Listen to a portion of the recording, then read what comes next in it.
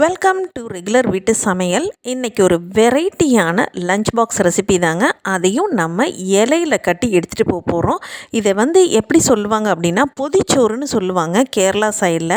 அதை நம்ம ஊர் ருசியில் நம்ம பொரியல், தொக்கு, துவையல், வறுவலோட எப்படி இருக்கும்னு நம்ம ட்ரை பண்ணி பார்க்கலாம். ரொம்பவே பர்ஃபெக்டாக வந்திருந்ததுங்க.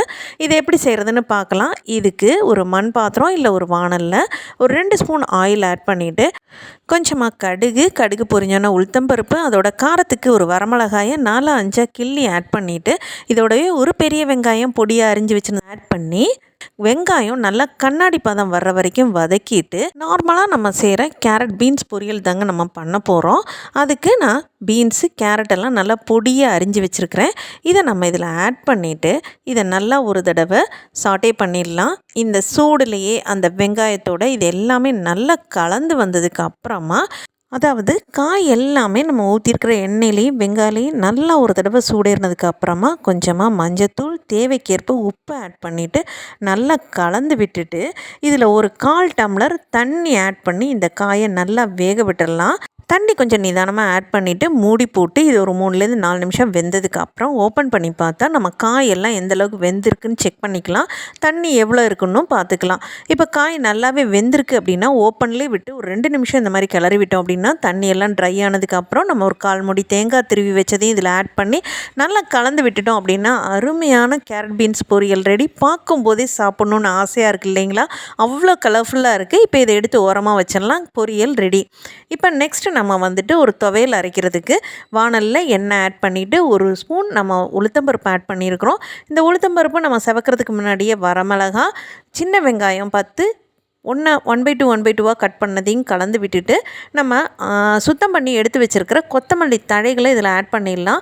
இது ஒன்று வதங்கும் போதே நம்ம உளுத்தம்பருப்பும் நல்லா பர்ஃபெக்டான பதத்துக்கு நம்ம வறுபட்டு வந்துடும். இப்போ வெங்காயம் கொஞ்சம் வதங்கினதுக்கப்புறம் நம்ம சுத்தம் பண்ணி வச்சுருக்க கொத்தமல்லி தழையெல்லாம் இதில் ஆட் பண்ணிவிட்டு நம்ம இதை ஒரு தடவை நல்லா வதக்கி எடுத்துடலாம். கொத்தமல்லி நல்லா சுருண்டு வரணுங்க. ஒரு 3 நிமிஷத்தில் பர்ஃபெக்டாக சுருண்டு வந்துடும். கொத்தமல்லி எல்லா இடமும் நல்லா வதங்கணும் அப்படிங்கிறதுக்காக நம்ம கரண்டியை வச்சு நல்லா இந்த மாதிரி கலந்து விட்டுக்கிட்டே இருந்தோம் அப்படின்னா இந்த அளவுக்கு நல்லாவே சுருண்டு வந்துடும். உளுந்தும் பர்ஃபெக்டாக வறுபட்டுருக்கு. இந்த ஸ்டேஜில் ஒரு 2-3 ஸ்பூன் தேங்காய் துருவல் ஆட் பண்ணிவிட்டு நல்லா கலந்து விட்டுட்டு தேங்காய் பூ நல்லா சூடேறி நமக்கு வதங்கிடுச்சுன்னு ஃபீல் ஆகிற டைமில் நம்ம இதில் ஒரு சின்ன துண்டு புளியையும் தேவைக்கேற்ப உப்பையும் ஆட் பண்ணி நல்லா ஒரு தடவை சாட்டே பண்ணிக்கலாம். இது எல்லாமே ஒன்றோட ஒன்று நல்லா கலந்து ஒரு தடவை அந்த புளியும் கொஞ்சம் கிறிஸ்பியாக அந்த ஈரத்தன்மை இழந்ததுக்கு அப்புறமா நம்ம அடுப்பை ஆஃப் பண்ணிவிட்டு இதை நல்லா ஆற விட்டுடலாம். நல்லாவே இதை ஆறணுங்க. அதுக்கப்புறம் தான் இது துவையல் அரைக்கணும். இப்போ இது நல்லா ஆறுனதுக்கப்புறம் இதை ஒரு மிக்ஸி ஜாருக்கு ட்ரான்ஸ்ஃபர் பண்ணிவிட்டு இதிலையே ஒரு 1/4 டம்ளர் தண்ணியை ஊற்றி அதையும் மிக்ஸ் பண்ணி நம்ம இந்த கொத்தமல்லி கலவையில் ஆட் பண்ணிவிட்டு இதை நல்லா அரைச்சி எடுத்துக்கலாம். அம்மியில் அரைச்சா இன்னும் டேஸ்டியாக இருக்குங்க.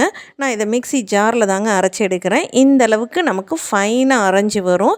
இதில் தண்ணி ஆட் பண்ணியிருக்கோம் அப்படிங்கிறதுக்காக கண்டிப்பாக இதுக்கு ஒரு தாளிப்பு தேவை.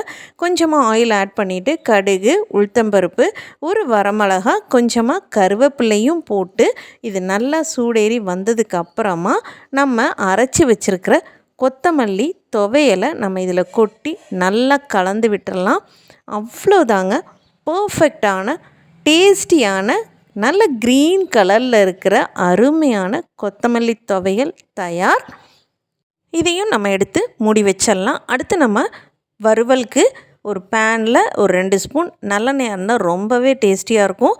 அதில் நம்ம தோலை உரித்து பொடியாக அரிஞ்சு வச்சுருக்கிற 2 உருளைக்கிழங்கை ஆட் பண்ணிவிட்டு அதுக்கு தேவையான மஞ்சத்தூள், மிளகாத்தூள், உப்பு எல்லாம் போட்டு நல்லா பொறுமையாக நம்ம சாட்டே பண்ணிக்கலாம். லோ ஃப்ளேமில் வச்சு கலந்து விட்டுட்டு ஒரு 10 நிமிஷம் நல்லா நம்ம சாட்டே பண்ணி எடுத்துட்டோம் அப்படின்னா நமக்கு உருளைக்கிழங்கும் நல்லா சாஃப்டாக வெந்து வந்துடுங்க.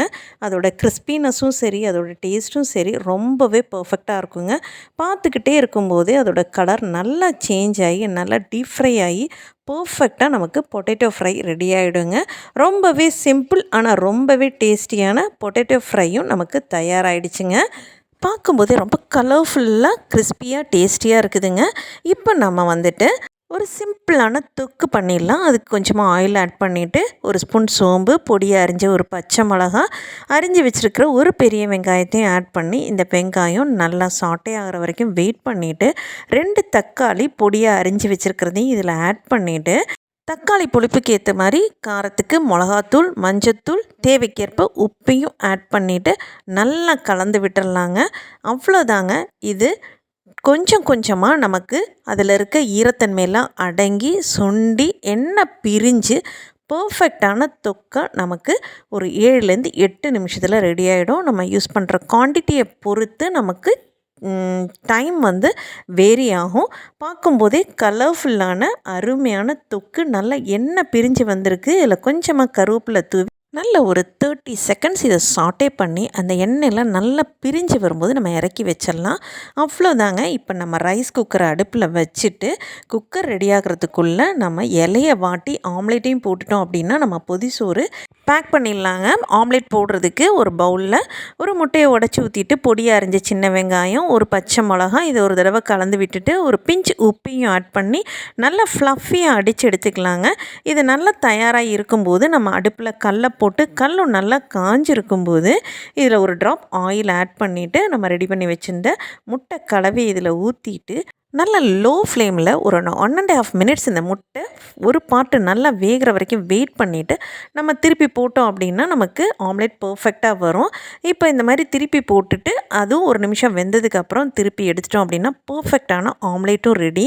இப்போ நம்ம அடுப்பில் நல்ல ஒரு தலைவாழை இலை எடுத்து வாட்டி எடுத்துக்கலாங்க.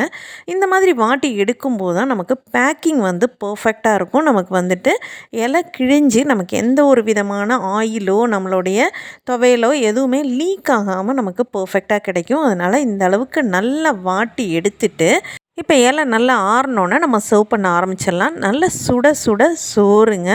நமக்கு எவ்வளோ தேவையோ நம்மளால் எவ்வளோ சாப்பிட முடியுமோ அதை பரிமாறிட்டு உருளைக்கிழங்கு வறுவல் ஒரு பக்கம், அடுத்து கொத்தமல்லி துவையல் ஒரு பக்கம், அடுத்து நம்ம தக்காளி தொக்கு, அதுக்கப்புறம் நம்மளுடைய காய் பொரியல் கொஞ்சம் ஜாஸ்தியாகவே வச்சுக்கலாம். நம்ம காய் அது ஒன்று தான் சேர்த்துருக்கோம் அப்படிங்கிறதுக்காக இன்னும் ஒரு இலையில் நம்ம எடுத்து வச்சுருந்த ஆம்லேட்டை வச்சு நம்ம இதில் பேக் பண்ணிடலாம்.